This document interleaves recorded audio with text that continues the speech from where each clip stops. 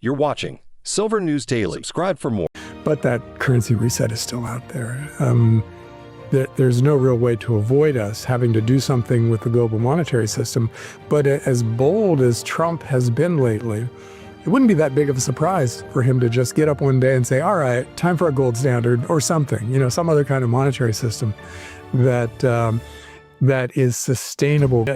Trump's first term, in retrospect, based on what we're seeing now, his first term was very uneventful. Really not that much happened other than he named 3 Supreme Court justices, which is very consequential. But beyond that, he was hamstrung, first time around, hamstrung by the fact that he didn't know anything about government.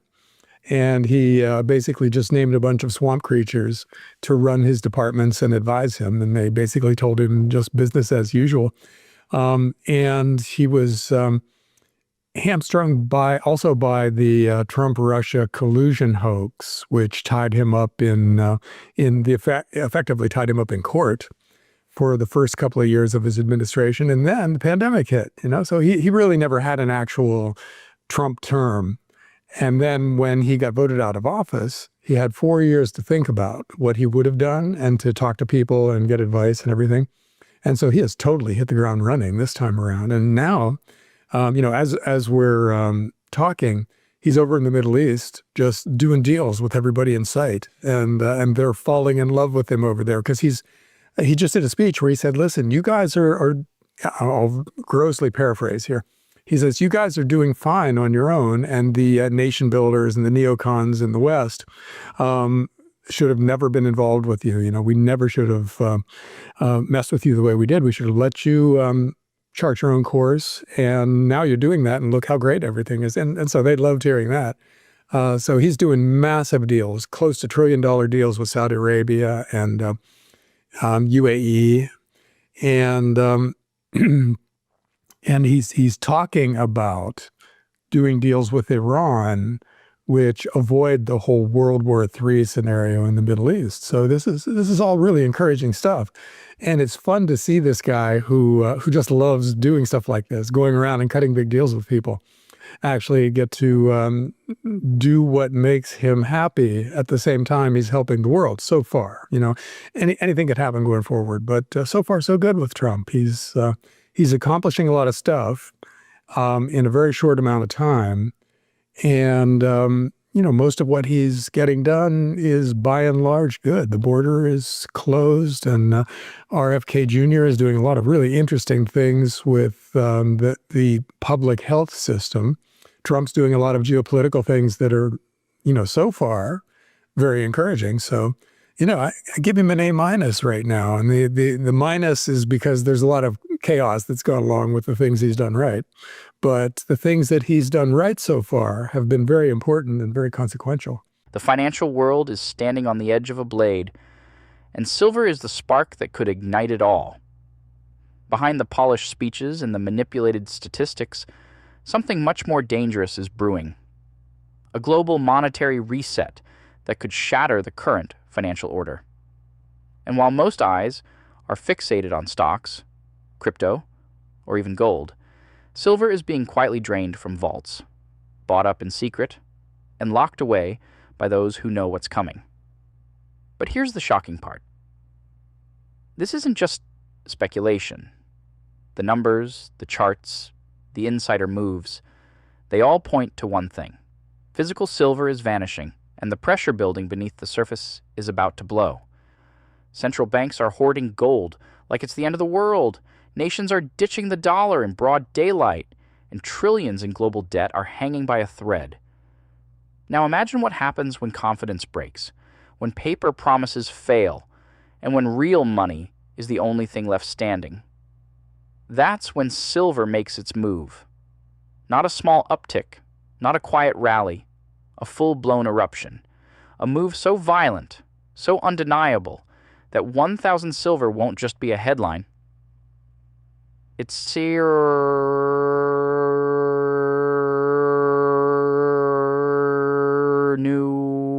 normal. And the most chilling part? By the time the average investor wakes up, it will already be too late. So how did we get here? And why is silver, the most overlooked asset in the world, about to become the most explosive? Stick around, because once you see the whole picture, you'll understand exactly why this reset isn't coming. It's already begun. There's a couple of big currents out there, and they're kind of cross currents. They're pointing in different directions because on the one hand, we already baked a financial crisis into the cake by borrowing insane amounts of money over the last 30 or 40 years. So there's no way we get pain-free from here to healthy organic growth that's sustainable going forward. There has to be a lot of pain. There have to be financial crises just because of all this debt. So that's there. And then the tariff thing was really chaotic at first, but it looks like countries are lining up to do a basic framework deal where everybody cuts their tariffs down to some low level, and then they negotiate away a lot of the non-tariff trade barriers that exist right now. So we end up with an almost free trade world, it looks like, because Trump is willing to go nuclear from the point of view of trade policy. And countries are seeing doing a deal with Trump as the lesser of two evils right now, because the U.S. is the world's biggest market. So Trump has massive leverage when it comes to a trade war with basically anybody. So the deals seem like they're about to start getting done. There was one with the UK just lately here, and China and the US, at least the US is saying that they're making progress and they can see the outline of a deal in the not too distant future. So when stuff like that starts happening, that's a stabilizer for the global economy. If we get past these trade wars and enter a time when our trade relationships are mostly understandable and not too brutal for anybody. So, trade is a doable thing. That's good. And so that leaving aside the big financial crisis that's coming that we can't avoid, we're making progress on the geopolitical / trade side. So I don't know which of those things dominates in the year ahead. It could be that interest rates on everybody's debt, they're high enough now to cause debt service costs to be debilitating going forward, like the U.S. For decades, the global economy has clung to a fragile illusion that fiat currencies, backed by nothing but trust, could sustain an ever-growing mountain of debt. But that illusion is cracking. All across the financial world, whispers of a coming currency reset are getting louder. We've been here before. The Bretton Woods system held the post-war world together until 1971, when Nixon pulled the plug on the gold standard. Since then, governments have printed money with reckless abandon, fueling bubbles, inequality, and economic instability. Now, with the U.S. national debt pushing $33 trillion and interest payments alone passing $1 trillion a year, the math no longer works. The system is eating itself, and confidence is the last pillar holding it up. Calls for a new monetary system are growing from every corner, from gold standard advocates like Jim Rickards to political voices speculating that a future Trump administration could make a dramatic announcement. But the real momentum is coming from outside the West. BRICS nations, China, Russia, India, Brazil, and South Africa, are accumulating gold at breakneck speed, openly discussing alternatives to the dollar, and laying the groundwork for a gold-backed trade settlement system. These aren't fringe moves. These are foundational shifts in the architecture of global finance. And what's silver's role in all of this? Quiet, overlooked, but essential. If gold becomes the new anchor, silver, with its history as currency and its limited above-ground supply, becomes the lever. When the reset begins, the scramble won't be for digital tokens or paper claims. It will be for what's real. And silver, suppressed for years, will finally be unleashed as nations, institutions, and individuals race to secure anything tangible. This isn't a prediction. It's the logical consequence of a system that's run out of road. You really would have thought $3,000 an ounce would have been resistance, right? Because that's such a big round number that you would have expected a lot of sell orders to cluster right there. And that every time the price touched $3,000 an ounce, those sell orders would have kicked in and knocked it back down. And we would have had like 2 years of bouncing off 3,000 before we broke through.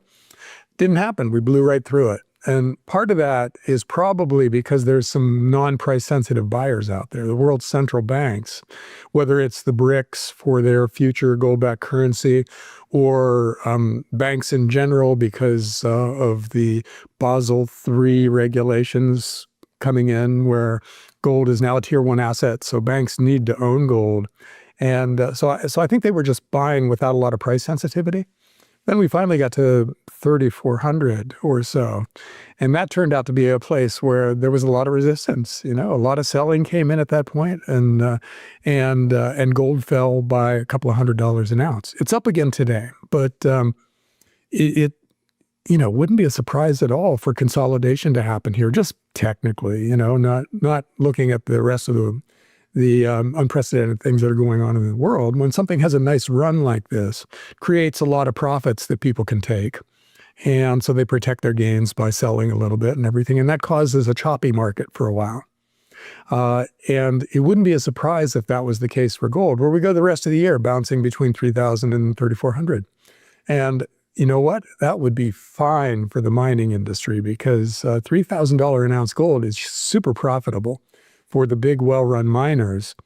And if that's the way it works out, then you definitely want to be owning the mining stocks because they're going to be reporting another couple of quarters of phenomenally good cash flow and earnings and revenue and everything.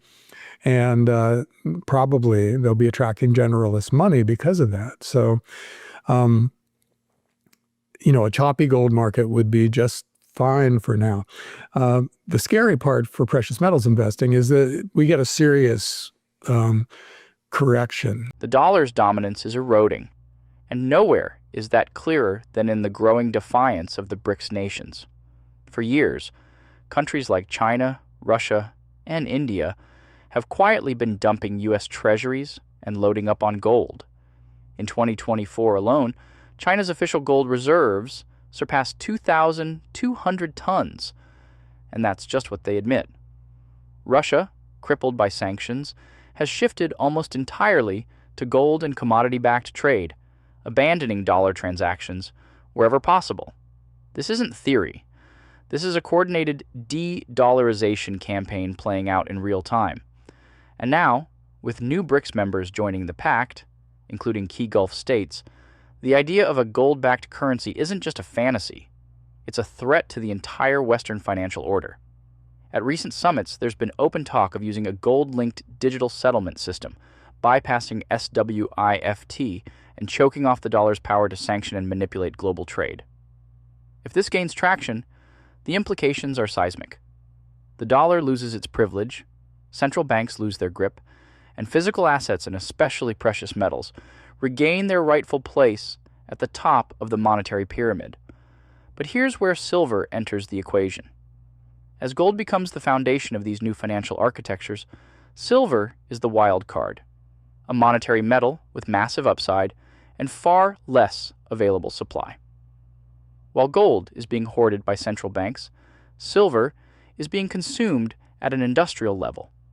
That means less silver is available for monetary use. And when the world turns its attention to this imbalance, the repricing will be swift and brutal. Investors focused solely on gold are missing the asymmetric play. Silver isn't just a hedge, it's a powder keg waiting for a match. And the BRICS alliance might be the hand holding the lighter. We're at $1.5 trillion, right, of interest on the government's debt alone, let alone student loans and credit cards, et cetera, et cetera. And that's all recessionary. So it wouldn't be a surprise if we still do have a recession in the second half of this year. But that's normal. Recessions are normal. And if we can keep it from metastasizing into something much bigger that necessitates that currency reset, then things won't seem historically crazy. It'll be stuff that is familiar to everybody. But that currency reset is still out there. There's no real way to avoid us having to do something with the global monetary system.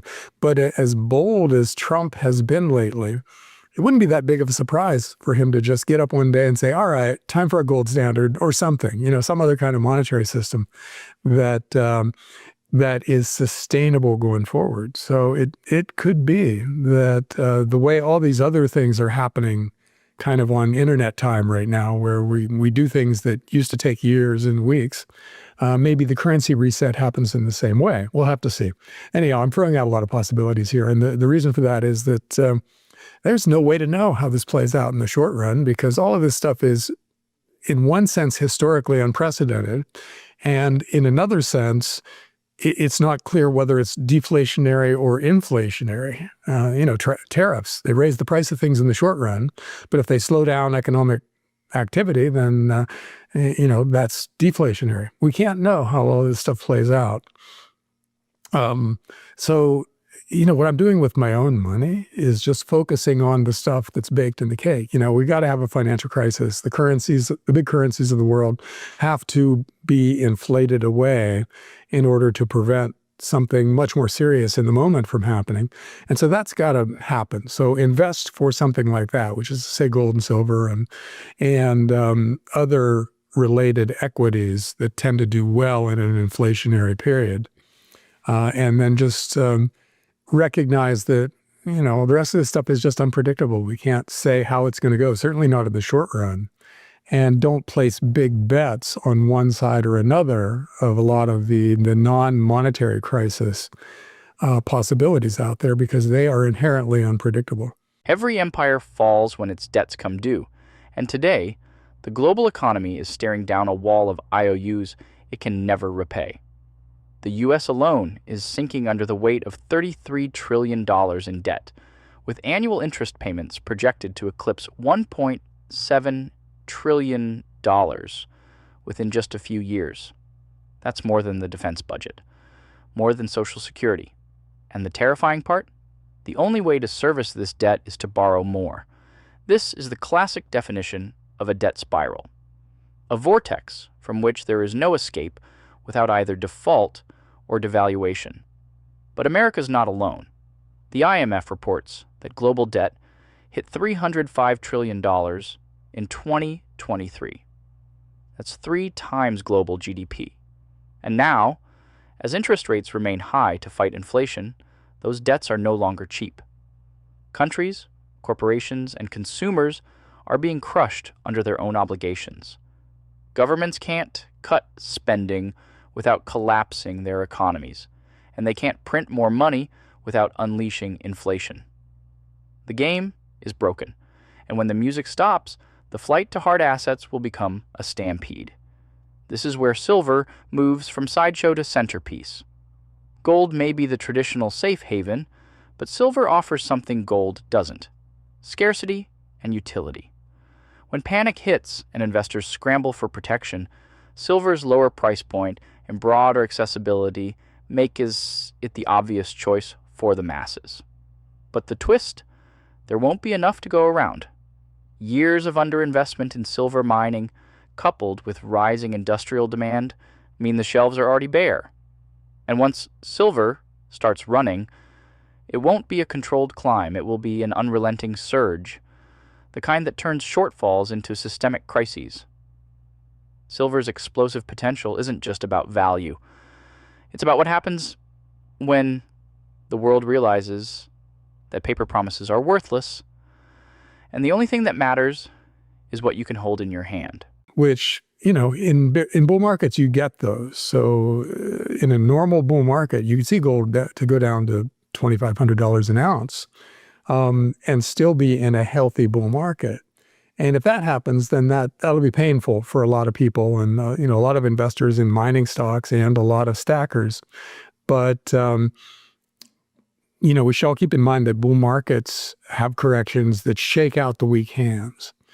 And in gold's case and also silver's case, the long-term trends are really positive because we're screwing up the big currencies of the world, and we can't do anything to fix that in the short run. So that means declining currency values, rising inflation probably, and that's a good environment for precious metals. So even if there's a big correction in the short run. Oh, and another thing that could cause a precious metals correction is an equities bear market and a recession, which those things are possible too. Equities are wildly overvalued. We haven't had a real recession since 2008 or 2009. So that it's time, just in the normal course of events, for us to have a couple of years in which the global economy shrinks and equities enter a bear market. That could pull down gold and silver too. So there are reasons for caution in precious metals, short term and maybe intermediate term. But in the long run, this is still a bull market that has a lot further to run. So, buy the dip is a very reasonable approach to precious metals. When you're thinking maybe the end point of this process is $10,000 an ounce gold, then a drop from 3,000 to 2,700 is a signal for you to just buy a little more. Keep on with the dollar cost averaging in both physical gold and silver and in the best miners, the miners that you want to hold for the long haul. And then don't really stress too much about all of this stuff because so much of what's going on is unknown. But one thing that is reasonably knowable is that we're screwing up the world's currencies, and that's great for precious metals. Just before we get going, we just launched the official Silver News Daily Telegram. To kick things off, we're running a 10-ounce silver giveaway. Yes, real physical silver, not a voucher, not digital credits, actual bullion. This Telegram will be our new home for real-time silver discussions, market insights, collection picks, and everything precious metals. It's where the community truly comes alive. Here's how to enter the 10-ounce silver giveaway. Be subscribed to Silver News Daily on YouTube. Turn on the notification bell. Comment 10-ounce giveaway on 3 separate videos. Be an active member of the Telegram group and say hi. Once we hit 500 active Telegram members, we'll pick one lucky winner to receive 10 ounces of silver shipped directly to you. So get in early, stay active. Yeah, what happens in a precious metals bull market is that the big, well-run miners and a lot of the well-run junior miners, the producers, in other words, make more money, and they see their earnings go up, they see their cash flow expand, and they do things with that money. They raise their dividends, they buy back their own stock, they pay off debt, and then they go out and make accretive acquisitions. They buy other companies that can help them in some way. And if you're a big miner, chances are, in this kind of an environment, you're producing more than you're finding. In other words, your reserves are shrinking over time. So you need to go out and buy some reserves by acquiring companies that have already found enough gold and silver in the ground to move the needle for you. So M&A, mergers and acquisition activity, starts to ramp up. And we're seeing that now. We're in a fairly early stage of this process. But just lately, Pan American Silver bought Mag Silver for a couple of $2 billion, which is a nice bolt-on kind of acquisition there. Pan American gains a big, high-quality mine, and presumably their cash flow goes up more than enough to pay off that $2 billion purchase price. At the other end of the spectrum, I'm not sure what this means, but Dolly Varden, which is a promising exploration company, not even a producer yet, they have property next to Hecla's property in the Golden Triangle in British Columbia. And the thinking was that Hecla would come in and buy them out at some point and then make a district-scale mine out of all of that land. But instead, Dolly Varden bought out Hecla, and they've bought a couple of other properties in basically the same period of time. So what they're going for is district scale, but they're doing it by rolling up other properties, starting small and getting big by acquiring other properties. So that's interesting too. That's unexpected. I thought Dolly Varden would be a takeout candidate this year sometime, but instead they're kind of the acquirer now in a lot of cases. And so we'll see how that plays out. I think it means that they're bigger and more valuable, but it's going to take longer to explore the massive land package they have before they come out with a resource. Gold has already broken the ceiling, quietly pushing past $3,000 and signaling the beginning of the next monetary era. But while the spotlight remains fixed on gold, silver is lying in wait. Historically the follower, but always with a vengeance. In every major monetary upheaval, silver has been late to the party, but always the wildest guest. In 1980, gold's surge was followed by silver exploding to nearly $50 an ounce. In 2011, it happened again. Gold set the stage, and silver shot up by over 400%. Now in 2025, we're watching the same play unfold, but the stakes are exponentially higher. Here's the critical distinction. Gold is rising because central banks are panicking, but silver is still lagging because the broader market is asleep. That's the setup for an asymmetric move. When silver plays catch-up, it doesn't move gradually. It slingshots. And the gap right now is staggering. The gold-to-silver ratio is hovering near 80-1, far above historical norms. Every time this ratio corrects, silver doesn't just rise, it erupts. But this time, it's not just about history or ratios.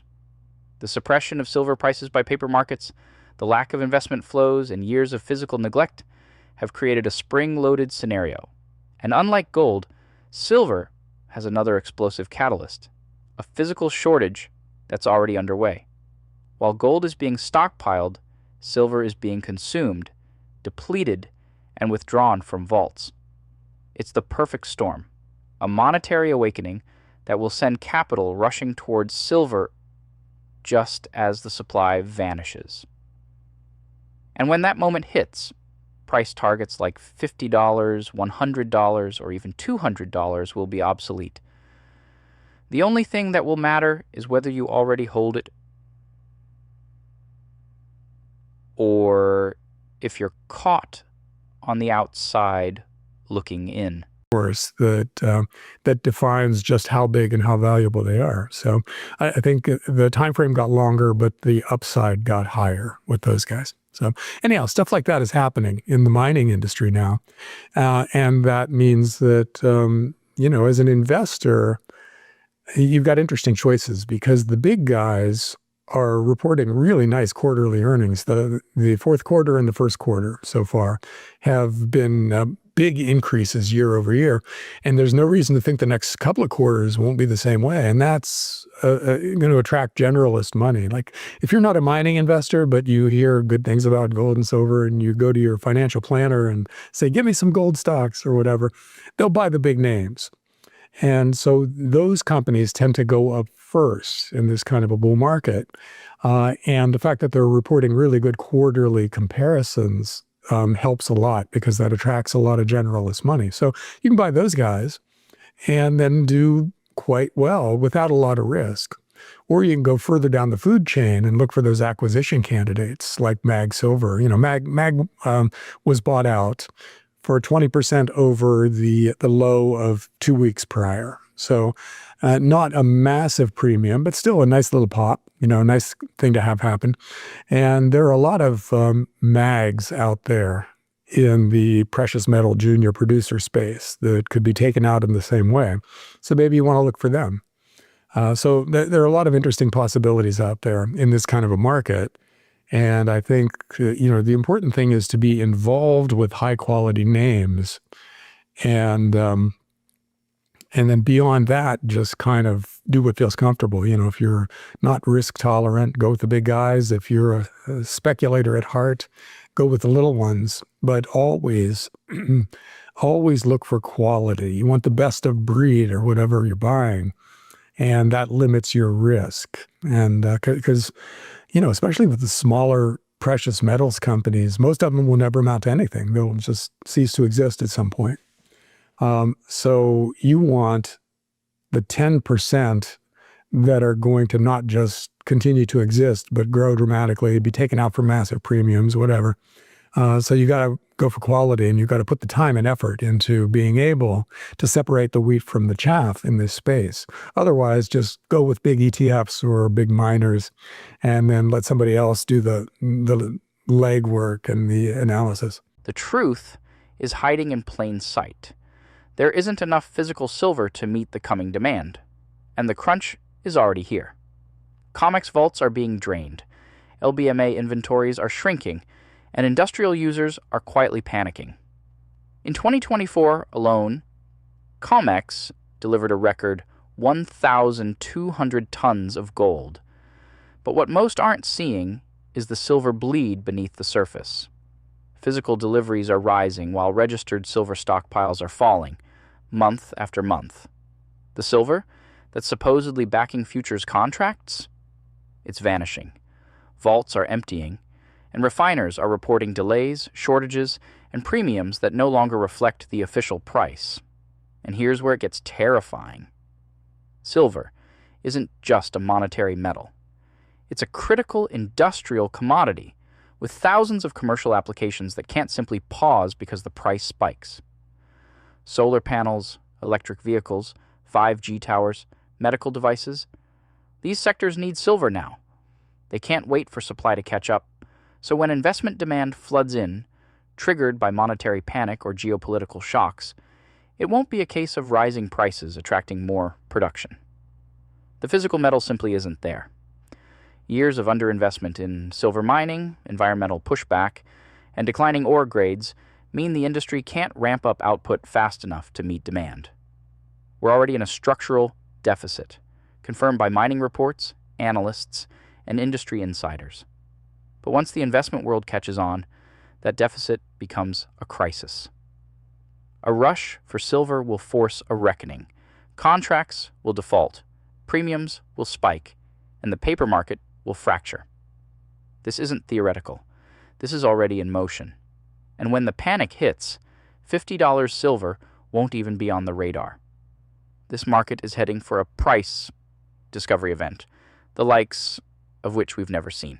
Yeah, AI that's able to learn and grow and improve itself on its own. In other words, rewrite its code with potentially unlimited growth. There's no reason why something that's as smart as a human and creative as a human can't be 100 times smarter than a human in 2 years, and then 100 times smarter than, there's no limit theoretically to what we're creating here. So, but there is a point in the presumably not too distant future when somebody develops AGI, artificial general intelligence, which is, an AI that's able to create and think and adapt to new situations and learn and grow. When somebody gets that, they potentially become the ruler of the world, because in theory, an AGI can improve itself to the point where it can break any encryption. It can invade any bank account. It can get into government databases, including the nuclear launch code side of the government's database.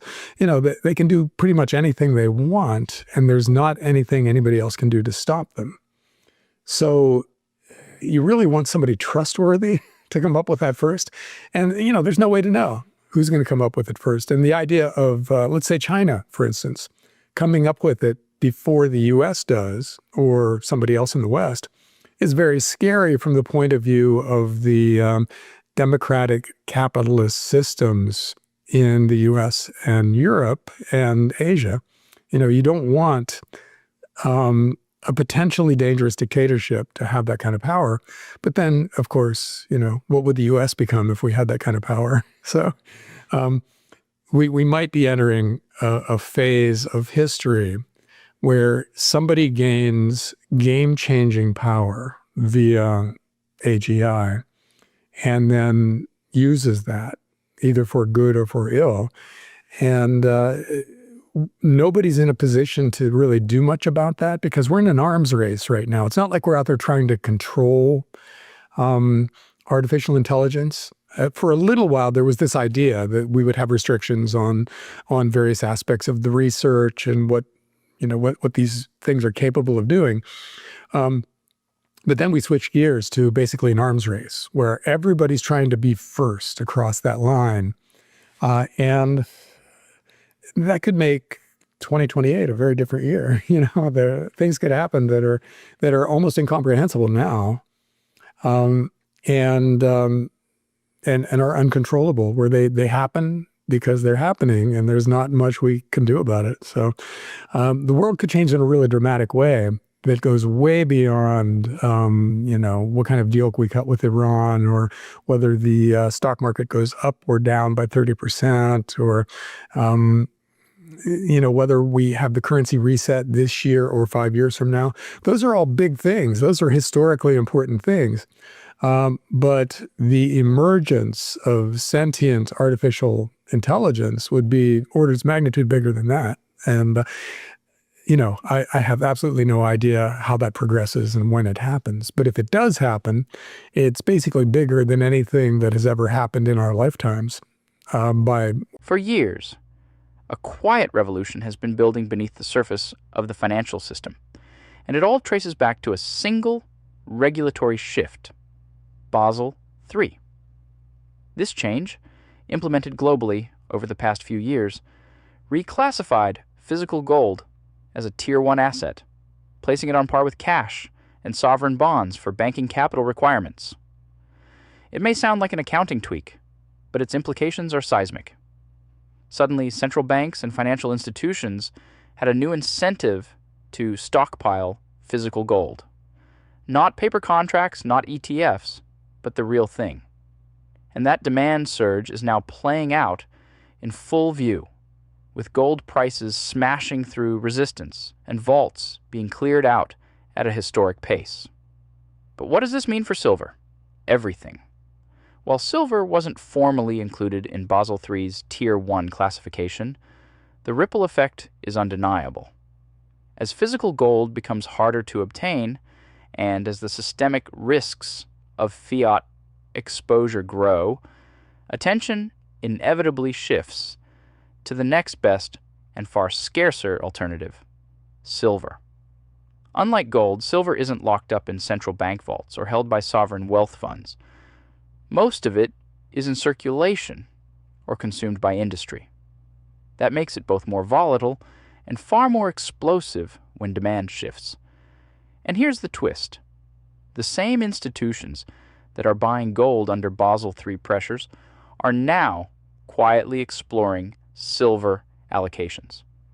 Not because of regulatory mandates, but because of market reality. Physical silver offers the same monetary protection with even greater upside. With the COMEX and LBMA already under stress, and with leasing arrangements becoming more opaque, the market's confidence in paper metal is eroding fast.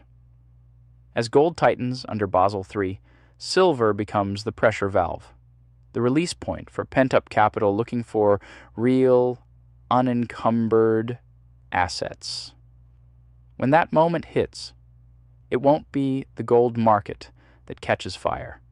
It'll be silver, and the burn will be spectacular. Yeah, you are absolutely right that the way we should behave going forward is the way we should have always behaved.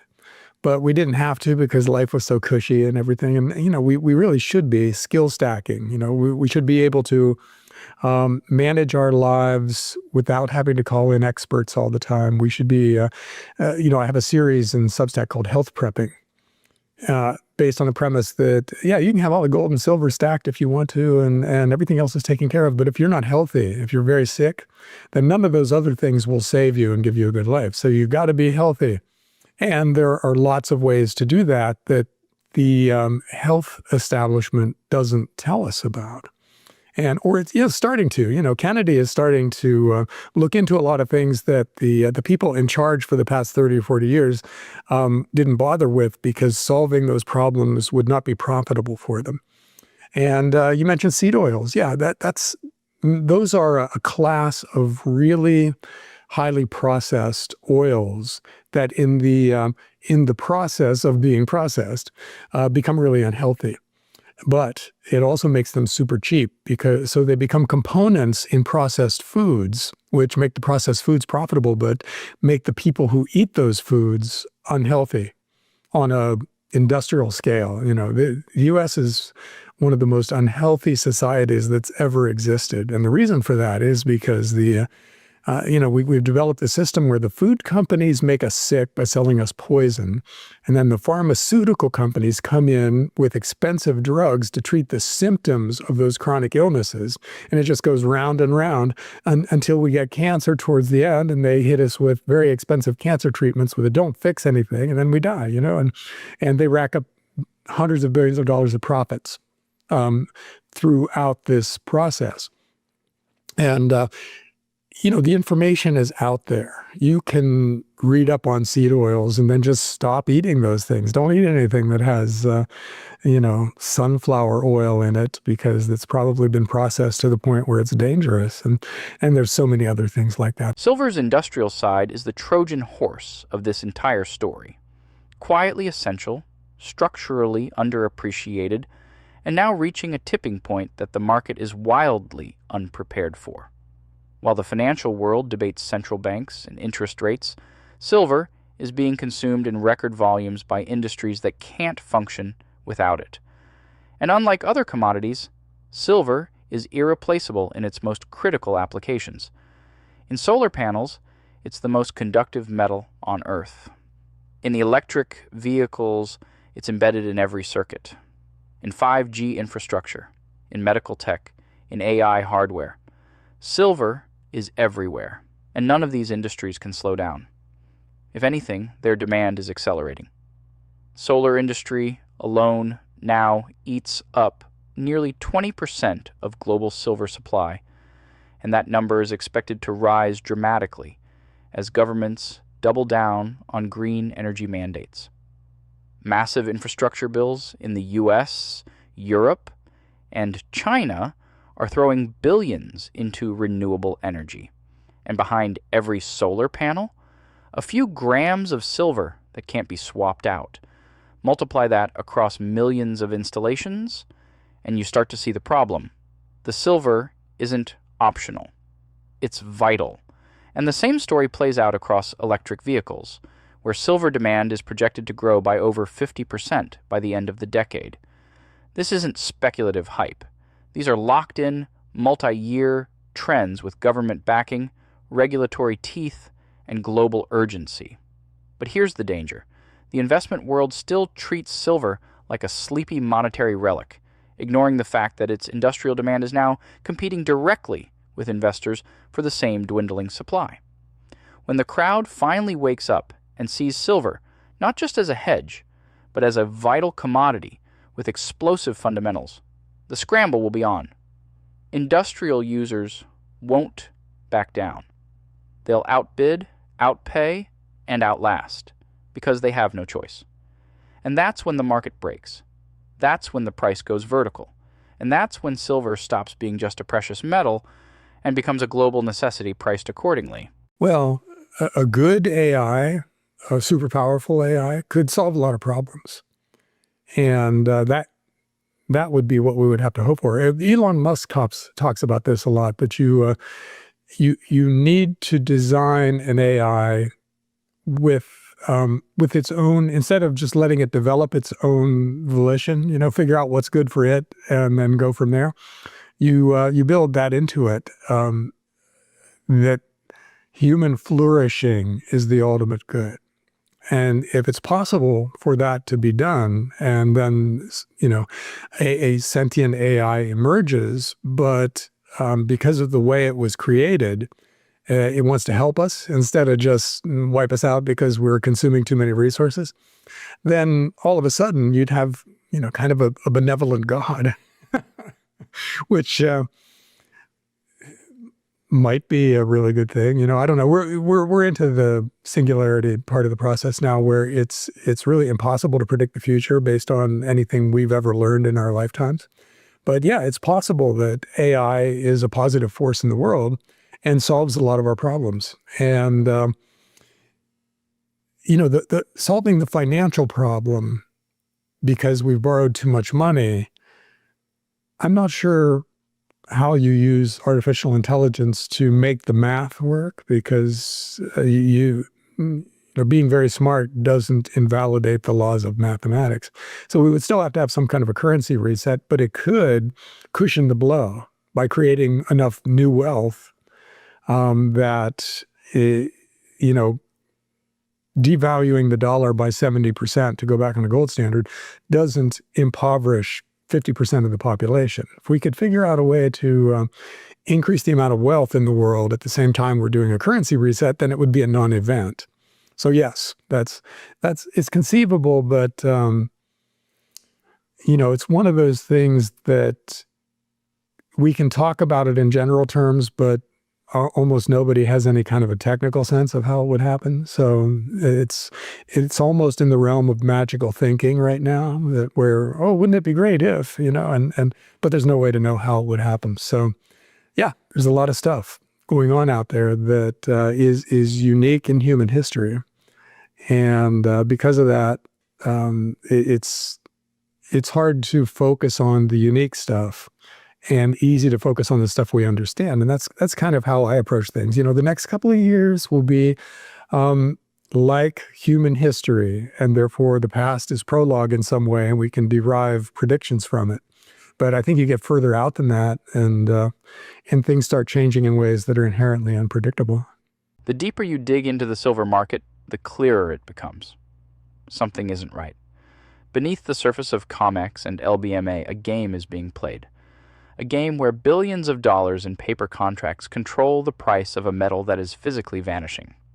Bullion banks, through years of aggressive shorting and derivative manipulation, have managed to keep silver subdued, triggering stop losses, suppressing rallies, and maintaining the illusion of abundant supply.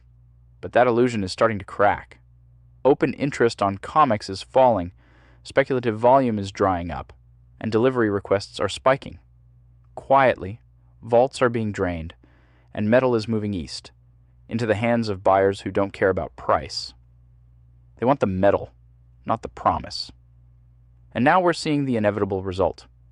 Arbitrage flows from London to New York, central bank gold leasing to meet delivery demands, and silver premiums rising even as spot prices remain suppressed. These are the signs of a system under strain. Analysts like Alasdair Macleod have warned that the market is heading toward a breaking point, a moment when too many people demand real silver, and the exchanges can no longer deliver. When that day comes, the paper game ends. Shorts get crushed, contracts get cash settled, and the price goes into free fall. Not down, but up, violently and without restraint. But it's not just about a short squeeze. It's about trust. When investors realize the market they've been trading in is a mirage, that the price of silver has been an illusion controlled by financial engineering, they won't just demand silver. They'll flee to it. Institutions, funds, even sovereign entities will move to secure physical holdings. And with only a tiny fraction of silver available above ground, the repricing won't be linear. It'll be exponential. The game is ending. And when it does, silver won't just reclaim its value. It'll expose the deception that's kept it suppressed for decades. There's a whole new branch of mental health now called metabolic psychiatry, where instead of going to a shrink and then they hand you Prozac on the way out or whatever, and you treat the symptoms of your depression or your bipolar disease or whatever, a metabolic shrink will look at your diet and look at your exercise habits, and basically they become a life coach, and they show you how to use lifestyle tweaks to cure your depression or whatever. And that's things like that have always been around, but they didn't used to call it metabolic psychiatry, So now it's got the patina of an establishment field, and that's cool, because that's the kind of thing that actually does fix people's lives. For instance, exercise does just as much good as Prozac for depression. And you can look at any kind of other psychoactive drug, and there's a lifestyle fix that does as much good or more than those drugs for you without any of the side effects. So, yeah, there's so many things we can do to be healthier than we are right now. And that should be priority one, because none of the other stuff matters if you're sick. And I think a lot of people have to get sick to realize that. You know the old saying, if you've got your health, you've got everything. You don't really understand that until you lose your health. And just hopefully enough people learn that lesson before it's irrevocable that we build a healthy society from here on out. But personally, the things you should be focusing on are things like that you have control over, and that smart people have always done. And it's only in the last generation or two that we stopped thinking that way. And so we should go back to it, So the whole reluctant prepper thing where you come from is the lifestyle of choice going forward right now. And I think more and more people are picking up on that, which is really encouraging. Everything we've discussed leads to this. A convergence of forces so powerful that silver is no longer just a precious metal. It's the detonator for a new financial order. The currency reset is already unfolding. Global debt is spiraling out of control, and the traditional mechanisms of control, interest rates, stimulus, central bank credibility, are failing. At the same time, physical silver is vanishing, industrial demand is exploding, and the paper markets are buckling under the weight of their own lies. The illusion of abundance is being shattered, and when the world realizes that the silver they thought existed doesn't, the panic will be immediate and brutal. In that moment, silver won't trade like a metal. It will trade like a lifeboat, a finite, tangible, irreplaceable store of value in a sea of collapsing paper. And as investors, governments, and industries rush to secure what little is left, prices won't just rise. They will detonate. $1,000 silver isn't a fantasy. It's the logical outcome of everything we're seeing: the destruction of fiat trust, the depletion of real supply, and the awakening of a market that's been asleep for decades. If you've made it this far, then you see the writing on the wall. The time to prepare isn't when silver starts to move. It's now. Before the headlines, before the chaos, before the window closes. Make sure to subscribe to Stay Ahead of the Reset. And as always, this is not financial advice. Speak to a professional before making any investment decisions.